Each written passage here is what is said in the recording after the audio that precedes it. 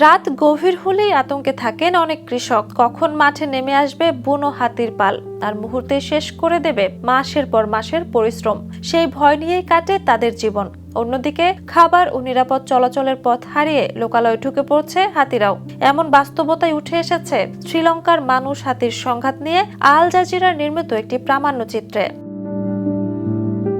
বিশেষজ্ঞদের মতে শ্রীলঙ্কার প্রায় অর্ধেক ভূখণ্ডই মানুষ ও বন্য হাতির যৌথ আবাসস্থল। দেশটিতে বর্তমানে প্রায় ৫৫০০ থেকে ৭৫০০টি বন্য হাতি রয়েছে।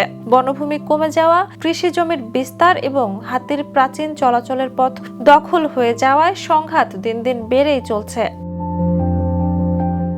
সরকারি সংরক্ষণ ও সংশ্লিষ্ট তথ্য অনুযায়ী এই সংঘাতে প্রতি বছর প্রায় ১০০ থেকে ১৫০ জন মানুষ এবং ৩০০ থেকে ৪০০টি হাতির মৃত্যু হয়।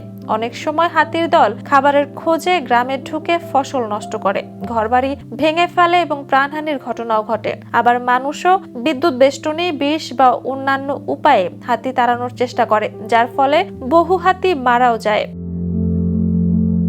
প্রামাণ্যচিত্রটিতে ক্ষতিগ্রস্ত পরিবারগুলোর পাশাপাশি সংরক্ষণবিদদের মতামত তুলে ধরা হয়েছে। তাদের মতে সংঘাত কমাতে হাতির চলাচলের করিডোর পুনরুদ্ধার, কার্যকর বৈদ্যুতিক বেড়া, বনাঞ্চলে পর্যাপ্ত খাদ্য ও পানির ব্যবস্থা এবং স্থানীয় মানুষের সচেতনতা বৃদ্ধি জরুরি। বিশেষজ্ঞরা বলছেন, মানুষ ও হাতি দুপক্ষই এই সংঘাতের শিকার। তাই একে অপরের প্রতিপক্ষ নয়, বরং সহাবস্থানের পথ খুঁজে বের করাই হতে পারে দীর্ঘমেয়াদী সমাধান। Jhuma Mridha, the news.